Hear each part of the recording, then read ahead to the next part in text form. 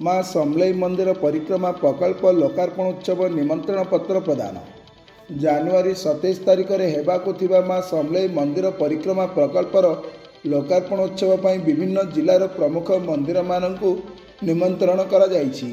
एही परिप्रेक्षी रे संबलपुर जिलारो आसीथिबा सेवायत अधिकारी गजपति जिले में थिबा रामगिर माँ कुरेशिणी मंदिर, चंद्रगिरी जगन्नाथ मंदिर और आर उदयगिरी लुआखंब मंदिर को निमंत्रण पत्र प्रदान करा जायछि। तिनि सेवायत तथा श्री दुलय चंद्र राय, कृष्ण राय और शिशिर राय को नोडाल ऑफिसर श्री विचित्रानंद आचार्य, अतिरिक्त जिलापाल श्री वीरेंद्र कुमार दास पुष्पगुच्छ और उत्तरीय दे संबर्धित करथिले। परे जिला संस्कृति विभाग द्वारा आयोजित जिलापाल सम्मिलनी कक्षटारे एक साधारण सभा अनुष्ठित होइतिला।